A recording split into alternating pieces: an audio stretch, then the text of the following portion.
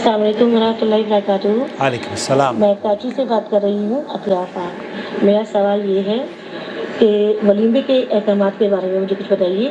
ولیمہ جو ہے شادی رخصتی کے دوسرے دن ہوتا ہے اور تیسرے دن ہوتا ہے، اور کیا کہتے ہیں جو لوگ ولیمہ جو 3 مہینے بعد، 4 مہینے بعد، 5-6 مہینے بعد کرتے ہیں تو اس ولیمے کی کیا حیثیت ہے؟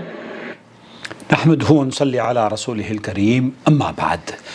آپ دیکھ رہے ہیں نور ٹی وی جدہ اور میں ہوں آپ کا دوست، آپ کا ہوسٹ محمد عاقل، جدہ سے مملکت سعودی عرب۔ بہن کراچی سے یہ جاننا چاہ رہی ہیں کہ ولیمے کی کیا حیثیت ہے، اور یہ ہمارے یہاں شاید ان کے یہاں کراچی میں 3 مہینے میں بھی کسی نے ولیمہ کیا ہو۔ بہت سے لوگ ہیں، شیخ المستند سے بھی پوچھا گیا تو انہوں نے کہا کہ ہم 7 دن کے بعد ولیمہ کرنا چاہتے ہیں۔ شیخ صالح الفوزان سے کہا گیا کہ ہم اگر دنوں کا بتا دیجئے کہ کتنے دنوں میں ہم ولیمہ کر سکتے ہیں۔ اسی طریقے سے شیخ عبدالعزیز بن باز مفتی مملکت سعودی عرب سے بھی پوچھا گیا ولیمے کے بارے میں، تو میں آپ کو اختصار سے اس اہم ترین ٹاپک پر شیخ عبدالعزیز بن باز کا فتویٰ نقل کروں گا۔ اگر اس میں تاخیر ہو گئی ہے، ہم نے ولیمہ نہیں کیا ہے، تو کیا نکاح کے اوپر اس کے برے اثرات ہوں گے؟ نکاح باطل تو نہیں ہو جائے گا؟ يعتبر عاصيا للرسول صلى الله عليه وسلم عندما أمر عبد الرحمن بن عوف حين زواجه أن يولم ولو بشاة۔ آپ علیہ السلام نے جب کہ حکم دیا ہے عبد الرحمن ابن عوف رضی اللہ تعالیٰ عنہ کو کہ آپ ایک جانور یا ایک بکرے سے ہی آپ کو چاہے ولیمہ کرنا پڑے تو آپ ولیمہ کریں۔ جب یہ امر ہے تو اگر کسی نے نہیں کیا تو کیا وہ گنہگار ہوگا؟ الوليمة سنة مؤكدة ولو بشاة كما قال صلى الله عليه وسلم أولم ولو بشاة۔ ولو بشات، آپ علیہ السلام نے جیسے کہ احادیث میں آیا ہے، اللہ کے رسول صلی اللہ علیہ وسلم نے متعدد احادیث ہیں اس سلسلے میں۔ حضرت انس بن مالک سے روایت ہے، عبد الرحمن ابن عوف اس حالت میں رسول اکرم صلی اللہ علیہ وسلم کے پاس تشریف لائے کہ ان کے اوپر زرد خوشبو کی علامت تھی۔ نبی کریم صلی اللہ علیہ وسلم نے اس بارے میں پوچھا تو انہوں نے بتایا کہ وہ ایک انصاری خاتون سے شادی کر چکے ہیں۔ نبی کریم صلی اللہ علیہ وسلم نے پوچھا مہر دیا؟ کہنے لگے ایک گٹھلی کے وزن کے برابر سونا دیا ہے۔ ایک گٹھلی کے برابر، آج 1 کلو سونا چڑھایا جاتا ہے۔ سونا نبی کریم صلی اللہ علیہ وسلم نے ارشاد فرمایا ولیمہ کرو، چاہے بکری ہی کیوں نہ ہو۔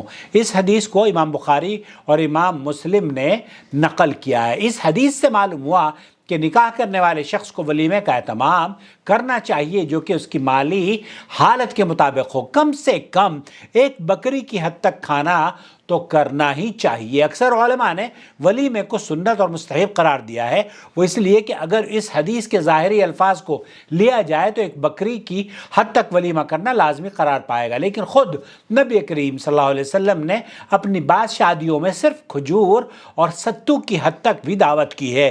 اس لیے علماء کے اس قول کو ترجیح حاصل ہے کہ ولیمہ سنت ہے۔ ولیمہ اصل میں لغوی معنی اجتماع کے ہیں، اس سے مراد میاں بیوی کا جمع ہونا۔ اس لحاظ سے ولیمہ شادی کے بعد کی دعوت کے لیے خاص طور پر استعمال ہوتا ہے، لیکن عمومی طور پر کسی دوسری ضیافت کے لیے بھی ولیمے کا لفظ استعمال ہو سکتا ہے۔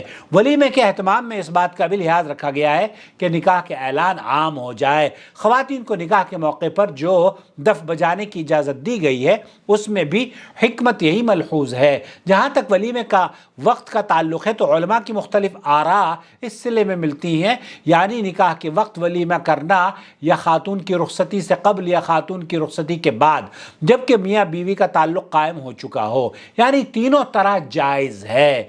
یہاں نبی کریم صلی اللہ علیہ وسلم نے اپنے نکاح اور صحابہ کے واقعات سے تیسری حالت کی تائید بھی کی ہوتی ہے۔ عبد الرحمن ابن عوف کے متعلق اس واقعے کو جو اوپر حدیث میں آیا ہے، اس بات کی صراحت ملتی ہے کہ خاتون کی رخصتی ہو چکی تھی، تب عبد الرحمن ابن عوف نے ولیمہ اللہ علیہ السلام نے بیان فرمایا تھا۔ حضرت زینب بنت جحش کا ولیمہ بھی نکاح سے اگلے دن ہوا تھا، جو کہ حضرت انس کے ان الفاظ سے معلوم ہوتا ہے کہ نبی کریم صلی اللہ علیہ وسلم نے ان کے ساتھ بحیثیت دلہن صبح کی پھر لوگوں کی دعوت کی اور انہوں نے کھانا کھایا۔ تو اگلے دن آپ علیہ الصلوۃ والسلام نے اپنی شادی کا ولیمے کی دعوت کا اہتمام کیا۔ اسی طریقے سے شیخ صالح الفوزان سے پوچھا گیا تو انہوں نے کہا کہ جو شادی کے معروف دن ہوتے ہیں نا، 1-2 دن، ان دنوں میں ولیمہ کیا جا سکتا ہے اور یہ سنت عمل ہے۔ ولیکن لا یؤثر، اگر کسی آدمی نے ولیمہ نہیں کیا ہے کسی بھی وجہ سے تو ایسی صورت میں اس کے نکاح پر کوئی اثر نہیں پڑے گا۔ البتہ جیسے ستو وغیرہ پر اللہ کے رسول صلی اللہ علیہ وسلم نے یا کھجور کے چیزیں کھجور کھلا دی، یا آج کے دور میں اگر آپ پانی کی بوتلیں یا ڈرنک کی بوتلیں، کوکا کولا وغیرہ، یا کوئی کھانے پینے کی مٹھائی، اس طرح کی چیز بھی اگر مہمانوں کو پیش کر دیں تو وہ بھی جائز انشاءاللہ تعالی ہے۔ تو خلاصہ کلام یہ ہوا، شیخ عبدالعزیز بن باز مفتی مملکت سعودی عرب یہی فرما رہے ہیں ولم يحصل هناك وليمة إذا تمت شرائطه، اگر شرائط پوری ہو گئی ہیں نکاح کی اور ولیمہ نہیں ہوا ہے تو نکاح درست ہے، فهو صحيح وإن لم يوجد، وہ حتیٰ کہ ولیمہ نہیں ہوا ہے تب بھی نکاح جائز ہے۔ لیکن ولیمہ نبی کریم صلی اللہ علیہ وسلم کے الفاظ سے بہت سے اہل علم نے کہا ہے کہ یہ بہت ہی اس پہ شدید الفاظ ہیں۔ اللہ کے رسول صلی اللہ علیہ وسلم نے فرمایا ہے کہ ایک بکری سے ہی چاہے ولیمہ کرو، تو ایک بکری سے ہی، اس کا مطلب یہ ہے کہ اس کی اہمیت کو اجاگر کیا گیا ہے۔ بما تيسر هو السنة وهو الذي ينبغي۔ تو خلاصہ کلام یہ ہے کہ ولیمے کا مقصد یہ ہے کہ آپ اعلان کریں۔ اب 7 دن کے بعد جو ولیمہ کیا جاتا ہے، یا بہت سے لوگ کیا کرتے ہیں کہ پہلے ولیمہ کر دیا 1 دن کے بعد، پھر اس کے بعد 7 دن کے بعد، یا پھر 3 مہینے کے بعد، جس طریقے کی رسمیں مختلف شہروں میں پائی جاتی ہیں، مختلف ممالک میں ثقافتیں پائی جاتی ہیں، یہ ثقافت ہو سکتی ہے، اسلام سے اس کا کوئی تعلق نہیں ہے۔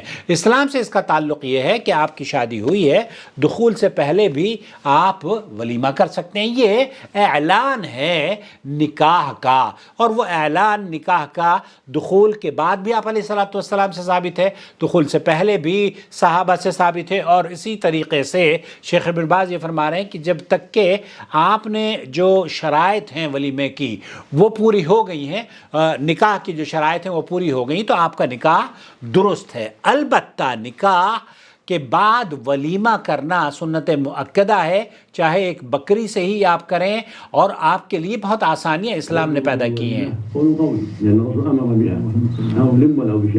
اولم ولو بشاد، حسب آپ علیہ الصلوۃ والسلام سے اس الفاظ سے یہ اس بات کی تاکید ملتی ہے کہ آپ ولیمہ کریں، چاہے آپ ستو ہی پلا دیں، چاہے آپ ڈرنکس پر ہی گزارا کر لیں، لیکن ولیمہ ضرور کریں۔ اللہ تعالیٰ ان بچوں کی شادیاں کرائے جو کہ اپنی دلہنیں تلاش کر رہے ہیں، اور ان بچیوں کی کو قدردان دلہا دلائے جو اپنی شادی کا انتظار کر رہی ہیں، اور شادی کو آسان کریں۔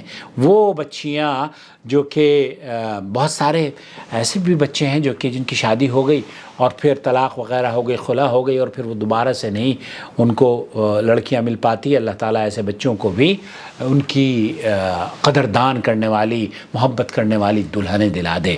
آمین یا رب العالمین۔ السلام علیکم ورحمۃ اللہ وبرکاتہ۔ الله ولي الذين آمنوا يخرجهم من الظلمات إلى النور والذين كفروا أولياؤهم الطاغوت يخرجونهم من النور إلى الظلمات أولئك أصحاب النار هم فيها خالدون